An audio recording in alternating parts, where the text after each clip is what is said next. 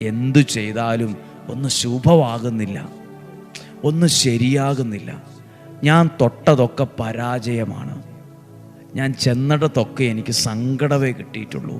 എന്തോ ഒരു ഭാഗ്യക്കേട് കിടപ്പുണ്ട്. ഏത് ഭാഗ്യക്കേടും ഏതു ശാപവും മാറും. ദൈവത്തിൻ്റെ വാക്ക് വിശ്വാസത്തോടെ ഒരാൾ സ്വീകരിക്കുമ്പം അവൻ ആവശ്യമായതെല്ലാം ദൈവം ആ വചനത്തിലൂടെ കൊടുക്കാൻ തുടങ്ങും. ഇന്ന് കേട്ടു, നാളെ കേട്ടു, അടുത്ത ദിവസം കേട്ടു, എവിടെ അനുഗ്രഹം എന്നല്ല. ഒരു വർഷത്തിൻ്റെ ഗ്രാഫൊക്കെ വരച്ചാൽ, ദൈവവചനം കേട്ട് പ്രാർത്ഥിച്ച ഒരു വർഷത്തിൻ്റെ ഗ്രാഫൊക്കെ വരച്ചാലേ ആ ഗ്രാഫ് ഒരിക്കലും താഴേക്ക് പോയി കൂപ്പുകുത്തുന്ന വിധത്തിൽ വരയ്ക്കേണ്ടി വരത്തില്ല. അതിൻ്റെ ആ വര ഉയർന്നു തന്നെ വരും. ഞാൻ നിങ്ങളോട് പറയുന്നത്, വചനം പറയുവാണ്, എൻ്റെ വാക്ക് കേട്ടാൽ എല്ലാം ശുഭമായി വരും. എന്തൊക്കെയാ ശുഭമാകണമെന്ന് നിങ്ങൾ ആഗ്രഹിച്ചത്? എൻ്റെ കുഞ്ഞുങ്ങളുടെ വിദ്യാഭ്യാസം ശുഭമായി വരണം, ഞങ്ങളുടെ വീട് പണി ശുഭമായി വരണം, ഞങ്ങളുടെ കുടുംബജീവിതം ശുഭമായി വരണം, നല്ലതായി വരണം. അതെങ്ങനെയാ ശുഭമാകുന്നേ? കുറേ പണവും കുറേ വലിയ കാര്യങ്ങളും വലിയൊരു വണ്ടി മേടിച്ചാൽ ശുഭമാകുന്നല്ല. ദൈവത്തിൻ്റെ അനുഗ്രഹം അത് നിന്നിൽ വരുമ്പോഴാണ്. അല്ലെങ്കിൽ അതെങ്ങനെ വരും? ദൈവവചനം കേൾക്കാൻ തുടങ്ങുമ്പോൾ നിങ്ങൾ പറയും, ഈ വചനം ഞാൻ വിശ്വസിക്കുന്നു, ഈ വചനം ഞാൻ സ്വീകരിക്കുന്നു. മനസ്സിലാകുന്നു?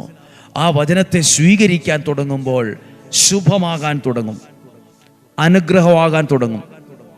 ഇതൊരു വിശ്വാസമാണ്, ഇതൊരു ബോധ്യമാണ്, അതിനെല്ലാം ഉപരി ഇതൊരു അനുഭവമാണ്. അനേകരുടെ ജീവിതം ശുഭമായത് എങ്ങനെയാണ്? അനേകരുടെ ജീവിതം തകർന്നതിൻ്റെ കാരണം എന്നാ വലിയ കഴിവുള്ളവരും എത്രയെത്ര മിടുക്കന്മാരുമായിരുന്നു ചിലരൊക്കെ. പക്ഷെ ഒന്നും ശുഭമായില്ല, പാതി വഴിക്കൊക്കെ നിന്നുപോയി. ചിലതൊന്നും അവർക്കൊന്നും അതിൻ്റെ പണി പൂർത്തീകരിക്കാൻ കഴിഞ്ഞില്ല, പാതി വഴിക്ക് അങ്ങ് പൊട്ടിപ്പോയ പോലെ ആയിപ്പോയി. പ്രതീക്ഷിച്ചതിൻ്റെ നേരെ ഓപ്പോസിറ്റ് ജീവിതത്തിൽ വന്നു, ശുഭമായില്ല. ശുഭമാകുന്നത് ദൈവത്തിൽ ആശ്രയിച്ച് ദൈവത്തിൻ്റെ വചനത്തെ സ്വീകരിക്കുമ്പോണ്ടല്ലോ, അത് ശുഭമായി വരും. എഴുതിയിട്ടുള്ള ആ വാക്ക് നിങ്ങൾ നോക്ക്. ഞാൻ കഥപുസ്തകത്തിലെ ഒരു കഥയല്ല പറഞ്ഞത്.